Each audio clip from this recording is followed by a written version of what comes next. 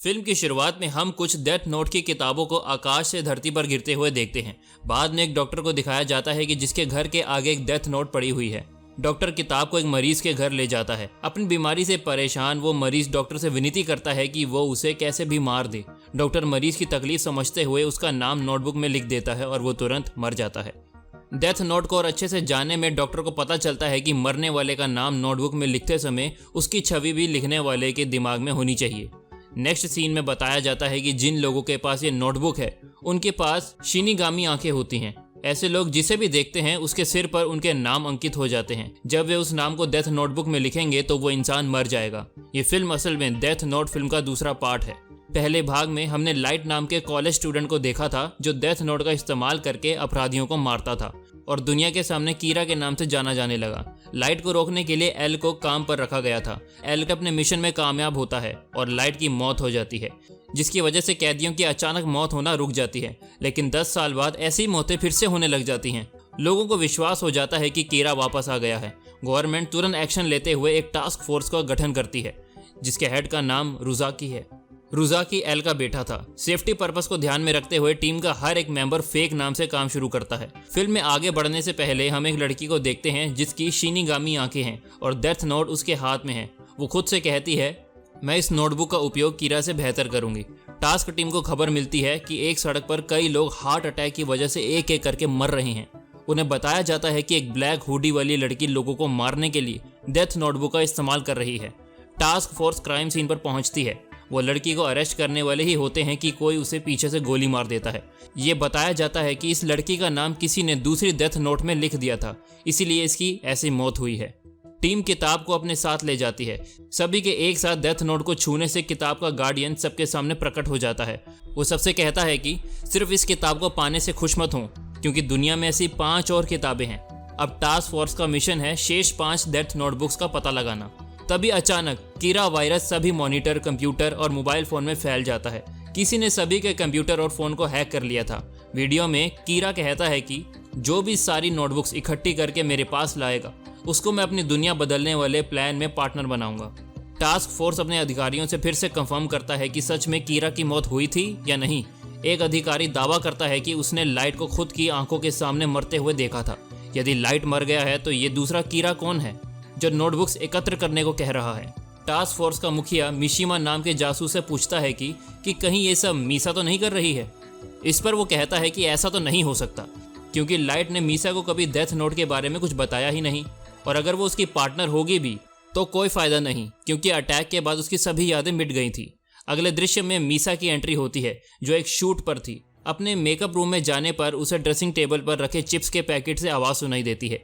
जब उसने पैकेट खोला तो उसमें से एक रिकॉर्डिंग डिवाइस निकला। ये लाइट की आवाज़ थी। रिकॉर्डिंग में उसे अपने सामने रखे बॉक्स को खोलने के लिए कहा गया। जब उसने उसे खोला तो उसमें एक डेथ नोटबुक थी। नोटबुक को छूते ही उसकी याददाश्त वापस आ गई थी। जब कोई डेथ नोटबुक किसी और को खुद की मर्जी से देता है तो उसकी सभी डेथ नोट से जुड़ी यादें उस इंसान को मिल जाती हैं, जो उसका अगला मालिक बन जाता है। ऐसा ही कुछ मीसा के साथ हुआ। इसी बीच डेथ नोट का गार्डियन प्रकट होता है और कहता है, मीसा, तुम्हें देखे हुए काफ़ी समय हो गया है। वहीं दूसरी ओर टास्क फोर्स ने मीसा पर कड़ी नजर रखना शुरू कर दिया। उनका मानना है कि नया कीरा निश्चित रूप से मीसा से संपर्क करेगा। जब मीसा घर जाने के लिए निकलती है तो कार की पिछली सीट पर उसे एक लड़का बैठा मिलता है। वो कहता है कि कीरा का वीडियो उसने लीक किया था और अब वो चाहता है कि मीसा उसकी बाकी सभी डेथ नोटबुक्स ढूंढने में उसकी मदद करे ताकि वो दोनों असली कीरा से मिल सके। मीसा ने उसकी सहायता करने से इनकार कर दिया और लड़का वहाँ से चला जाता है। टास्क फोर्स को इस मुलाकात के बारे में कुछ नहीं पता चलता, क्योंकि इस लड़के ने सभी कैमरे पहले ही हैक कर लिए थे। नेक्स्ट सीन में हम एक महिला का ग्रुप देखते हैं जिसमें एक महिला कीरा को अपना हीरो बता रही थी।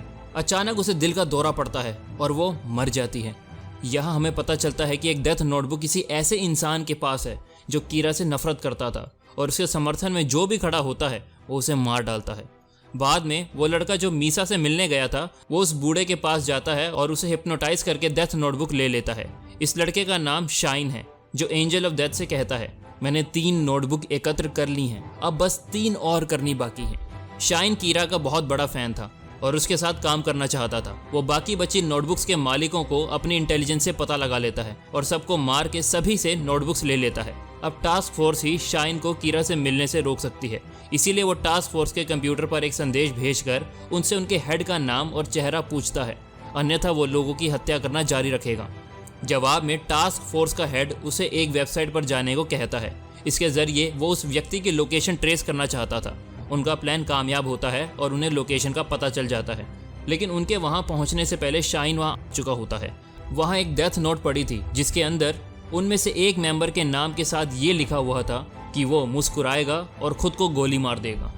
बाद में सरकार टास्क फोर्स की परफॉर्मेंस से गुस्सा होकर उन्हें कीरा पर इन्वेस्टिगेट करने से मना कर देती है, लेकिन मिशिमा अपने एक टीम मेंबर का बदला लेना चाहता था, इसीलिए उसने अकेले ही इस काम को जारी रखने का सोचा। उसे एल की एक वीडियो से पता चलता है कि रुजाकी के पास एक डेथ नोटबुक है। मिशिमा रुजाकी के घर जाता है और अब तक की हुई सभी मौतों का इल्जाम लगाता है। रुजाकी उसे समझाता है कि उसे ये किताब एल से मिली थी, लेकिन उसने किसी को नहीं मारा क्योंकि आज तक उसने डेथ नोट को कभी इस्तेमाल ही नहीं किया। वहीं पर मिशिमा डेथ नोट की गार्डियन को देखता है। रुजाकी उससे कहता है कि अगर मैं चाहूँ तो तुम्हें अभी मार सकता हूँ, लेकिन मैं इस डेथ गेम का हिस्सा नहीं बनना चाहता। मिशिमा उस पर भरोसा दिखाते हुए उसके घर से चला जाता है। बाद में मिशिमा को लाइट के बेटे को जानबूझकर ना पकड़ने के जुर्म में गिरफ्तार कर लिया जाता है। रुजाकी उसकी जमानत कराता है और कहता है, हम मिलकर नए कीरा को ढूंढेंगे। वो शाइन से कांटेक्ट करते हैं और कहते हैं कि हमारे पास डेथ नोटबुक्स हैं, तुम अपने आर्ट गैलरी में मिलो ताकि बाकी डेथ नोटबुक्स हम तुम्हें दे सकें। शाइन मिलने के लिए तैयार हो जाता है और उनसे अपनी लोकेशन शेयर कर देता है और साथ में रुजाकी को बिना मास्क के आने को कहता है।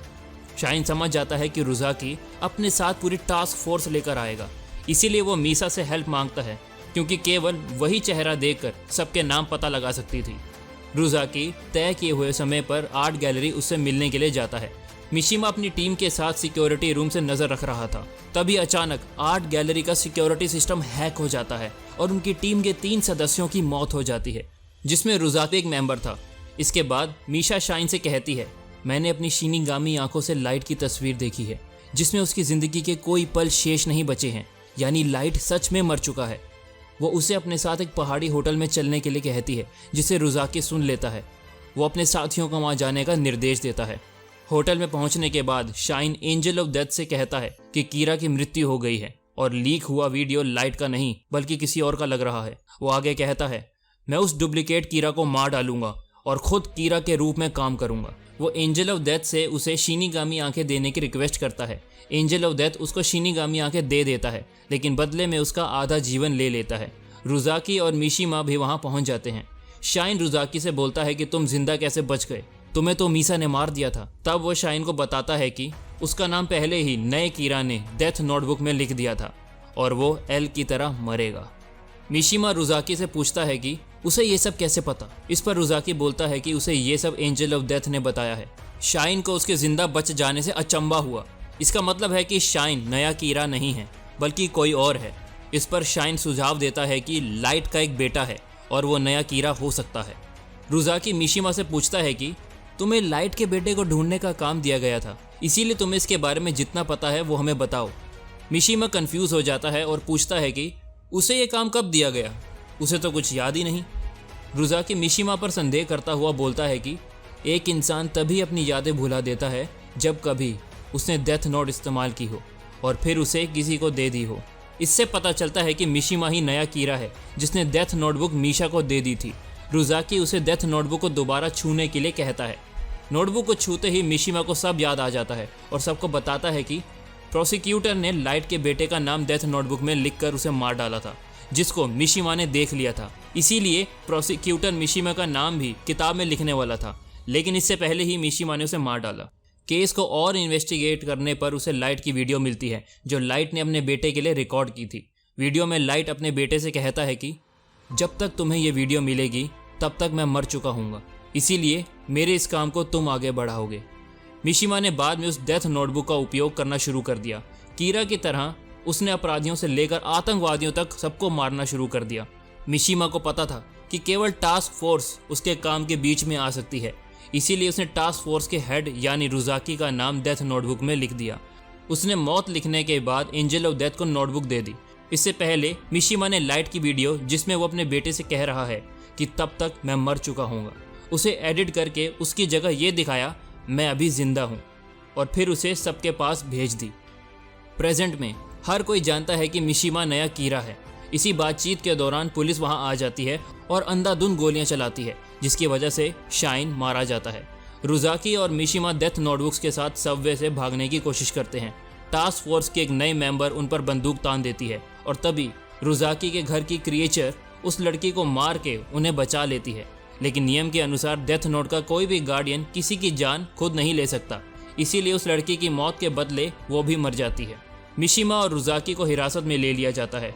थोड़ी देर बाद रुजाकी मिशिमा को बताता है कि जिस वैन में नोटबुक ले जाई जा रही थी उस पर आतंकवादियों ने हमला कर दिया था, जिसमें 4 डेथ नोटबुक्स मौके पर ही समाप्त हो गईं। बाकी दोनों नोटबुक्स गायब हैं। रुजाकी ने मिशिमा को यह बताया कि तुमने आज ही का दिन मेरी मौत के लिए चुना था, इसका मतलब है कि मैं आज मर जाऊंगा, और मिशिमा से कहता है कि वो इस मिशन को जारी रखे।